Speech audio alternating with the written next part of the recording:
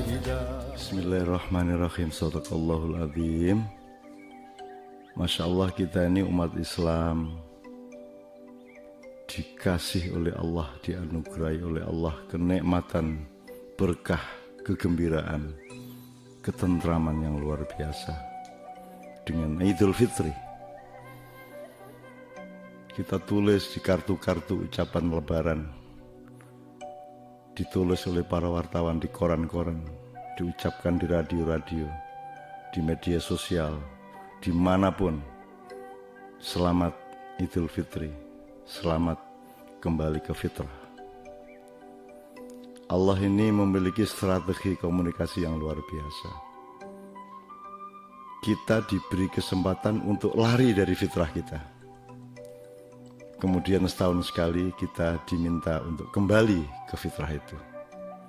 Jadi sekolahan, universitas, seluruh lembaga pendidikan, tugasnya adalah menjauhkan manusia dari fitrahnya.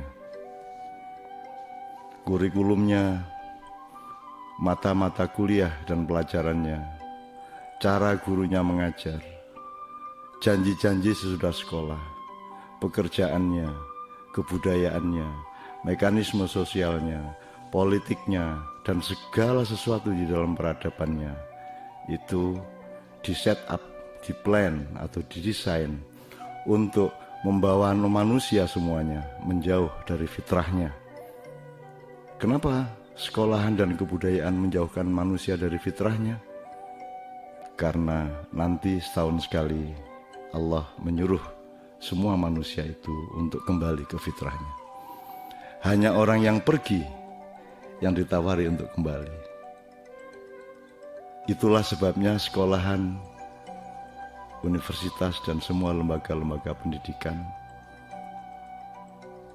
mencetak manusia sesuai dengan kemauannya, atau kalau kita ngomong mengenai behavioristic education, manusia itu disekolahkan untuk disesuaikan terhadap keperluan-keperluan industri. Ada yang disuruh jadi teknolog, ada yang disuruh jadi teknokrat, ada yang disuruh jadi tukang, ada yang disuruh jadi pengurus listrik, ada yang disuruh jadi apapun saja yang disesuaikan dengan keperluan dunia industri. Kemudian setahun sekali mereka mengendap sublimasi selama Ramadan. Kemudian Allah mengatakan Idul Fitri, kembali ke kefitrian. Sekali lagi, tidak ada orang yang kembali kecuali orang yang pergi. Kelemahannya cuma satu. Ini sekolahan, universitas, dan semua lembaga-lembaga pendidikan tidak ada yang benar-benar ngasih tahu murid-muridnya kembali ke fitrah itu kemana. Idul Fitri itu kemana, idulnya itu kemana. Kalau engkau adalah aku, kalau dilihat dari dirimu, akumu itu, yang fitri itu aku apa?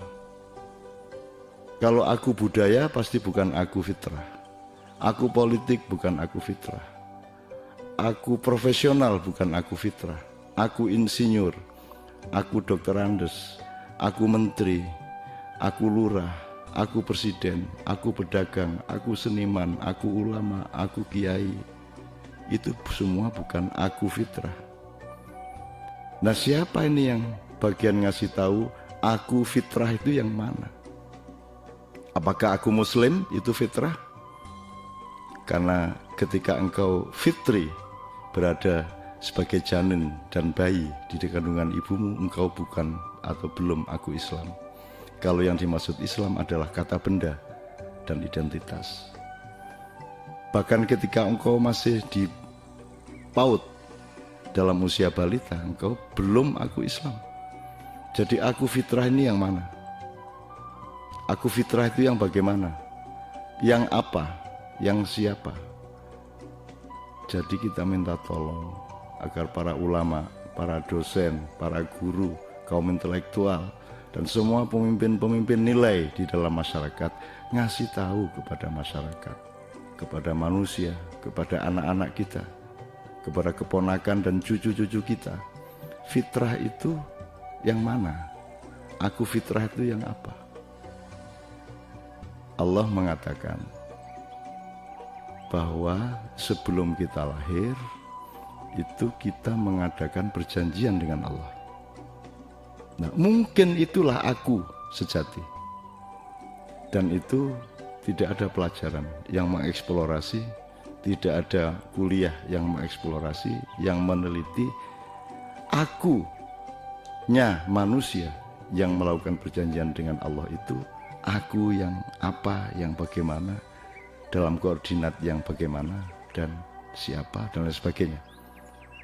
Mudah-mudahan Anda masing-masing menemukan aku sejati itu yang dulu berjanji kepada Allah untuk berlaku dan bersikap, berprinsip sesuatu. Karena tidak ada pelajaran yang bisa Anda dapatkan di luar diri Anda. Temukanlah sendiri kefitrianmu, alamilah secara private, pribadi dan sunyi idul fitrimu masing-masing. Assalamualaikum warahmatullahi wabarakatuh.